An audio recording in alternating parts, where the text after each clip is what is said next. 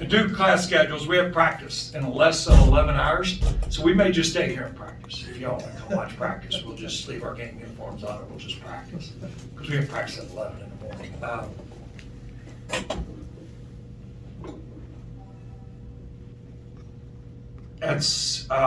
I would be remiss if I didn't say two things. One, and I'm going to be totally transparent. I let the players talk all week. That's no knock on anyone else. This is all about these guys. I'm with them. I know what they're like.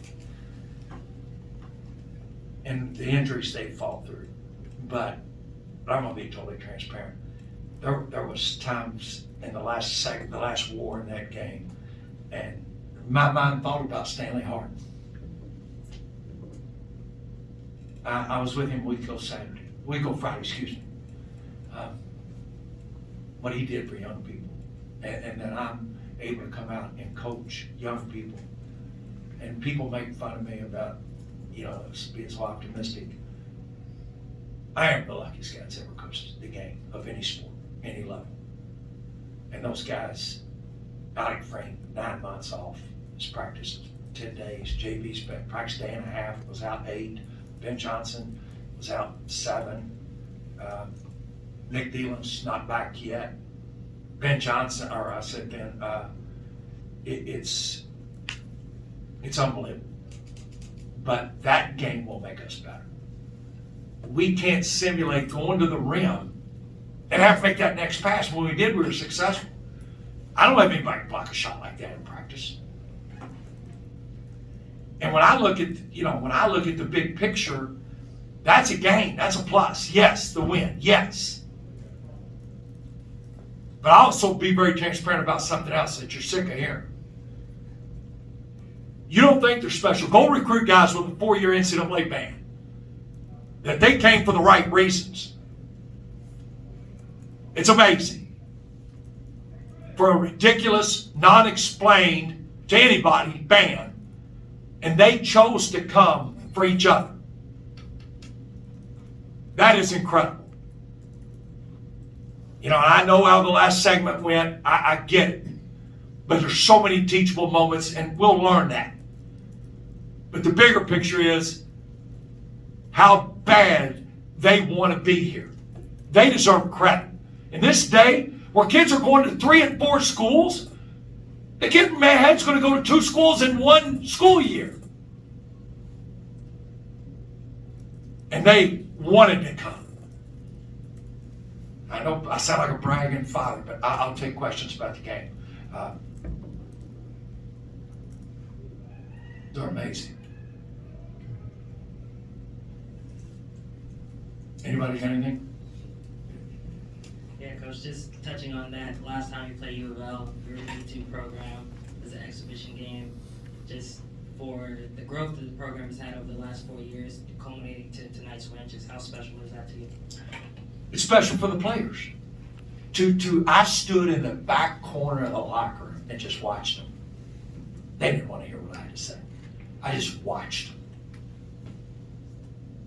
We have 3 kids finishing their MBAs right now. I don't know if I'm going to yell out there on the court and call Justin Betts Dr. Betts or what. I don't know what I'm going to do. I'd love to see an official turn to me if I said, Dr. Betts, would you please guard somebody? And he said, would you call him? I just stood in that locker room and watched them. And then, it's genuine.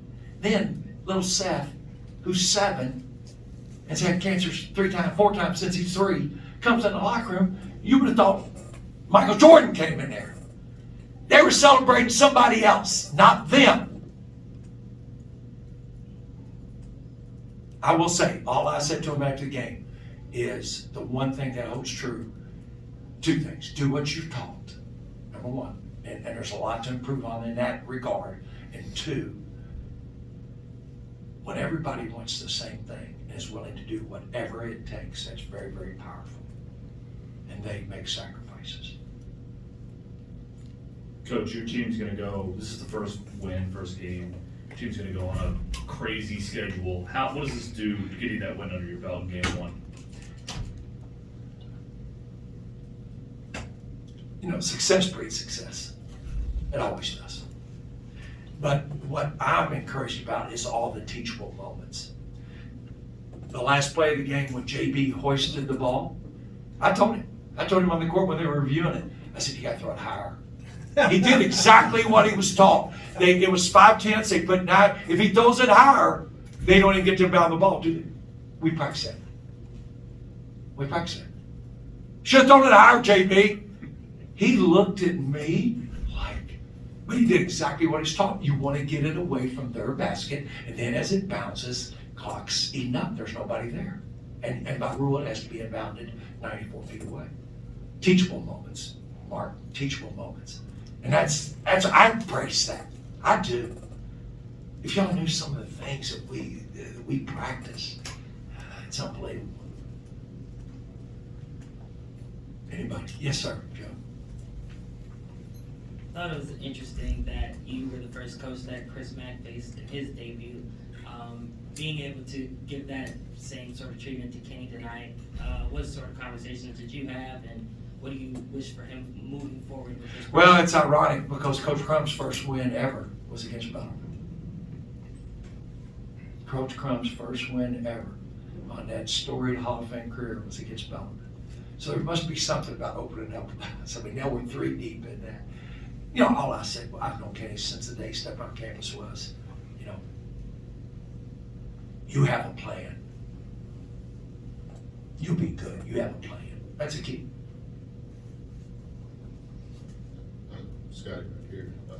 I guess you all lost a lot of offense from last season, but I guess after those first couple of minutes, you all seem to find it in a hurry. What kind of... Well, because we can't simulate what that length in practice. And we said to them all week, what's going to happen, you will adjust. You will adjust and keep doing what you're taught, and our execution was great. You point out we lost, you know, Dylan and CJ and Ethan, but the month of February last year, Ben Johnson was as good as anybody in our gym. And we're like, he's in a 5-year MBA program. And we're like, wow, man, he's as good as anybody in our gym. Alec Freeman missed the last 5 weeks of the season. So, no, we had guys coming back. And Langdon had on June the 5th, weighed 254 pounds. He's at 227 right now. And he feels great about himself. So, you know, it's going to continue to grow. I go back to how hard do you think it is to recruit kids with that tournament on there? I mean, they're coming because they want to be there. Show me somebody that loves to where they go, they're going to be good at what they do. They are. They're going to be happy. Show me somebody that hates their job, they're a miserable person. And they're going to be probably not very good at what they do. So that's why they deserve so much. That's why all week, let them talk. This is about them. They need to be treated special. Go ahead. I know everybody's tired of hearing Nancy way around. They were ahead 13-5. I think you outscored them 27-5 from that next stretch to go ahead 32-18. At that point, I think you were shooting close to 70%. What was working so well? Just doing what we were taught. Not getting a shot, get the best shot. There's no question. That's it. You know, we say all the time in practice, Rick, you know, if you practice a shot in individual instruction and you transfer that to competition, you should expect to make it. If you study for an exam and you know you're ready, you walk in and say, hey, let me have it, professor. Let me have it. I'm ready. But if you don't prepare, you like, I know it happened to me in college. I walked around like, oh, I hope he asked me what I studied.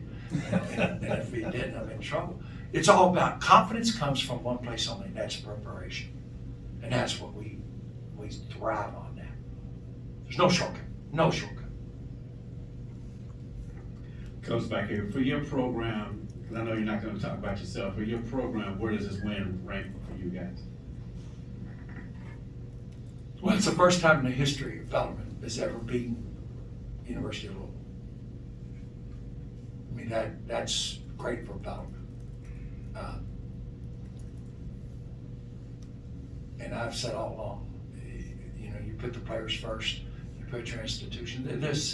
That's why all week, this was not about me. I mean, everybody, like, I had an attitude or something. No, this was about them. They were in there, our 8 weeks in the summer started on Monday, June the 5th. I mean, camps, it's pure basketball. It's pure basketball. And they have a special love for the game. They really do. We encourage it, we recruit it, we compliment it, but they deserve that credit. They do. Kendrick, you're right. It is about them. I mean, for me, it's hard pressed to find anybody, that loves the University of Louisville more than me. I grew up 5 blocks away, 2 degrees, hours over my master's, coached under 2 Hall of Fame coaches. Enough said. Garrett goes for 21. Let's talk about his night. He got it going. It seemed like his confidence was. Well, I think a lot of that was Withers' foul trouble. But that's how Garrett's practiced. That's how he's practiced. And he stepped up last year when Alec went down, the end of January, on the run to the ASUN Conference Championship. Garrett Tipton stepped up in a monster way, and he has progressed from there. Again, success breeds success, and boy, he did. But in fairness, Withers was in foul trouble.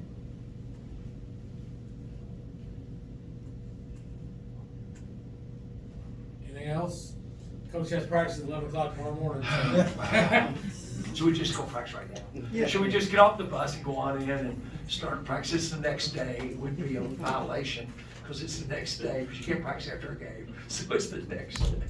Because we're at Moorhead, 8 o'clock Monday or Saturday night. And then we're going to play a game at night, and just so everybody knows, Monday night. It's a 6 o'clock game. It's going to be, we had a little conflict with Freedom Hall. It's going to be very, very special. All students, all university personnel, and their families, from the president's office to the facilities team. Players' families and our families. And it's general admission. Sheriff Davenport wants a good seat, man. I told you better get there early. And let's kind of thank them and thank them for last March and encourage them to get into Freedom Hall as we go right back in. Thank you guys very, very much. I'll leave you this, those guys will never forget it. They'll never forget it, never. I mean, think about that. Those guys will never forget it. That's pretty neat when you coach. And again, thoughts and prayers, Stanley Hart, his family, the Fairdale community. I played against him when I was in high school and he was at Fern Creek. I mean, Rick's here, you guys sit around. I talked to Jody about this. Ricky, have you ever heard anybody say anything bad about him? No, sir. And he always made people feel better, didn't he? Last time I talked to him on the phone about something else, and he said, I apologize for calling him. He said, you don't have to apologize, you can call me anytime. It's unbelievable. He's an extraordinary guy. It's really, it stuck with me all day. He's a special guy, man. We need guys like him. We do. Thanks, everybody.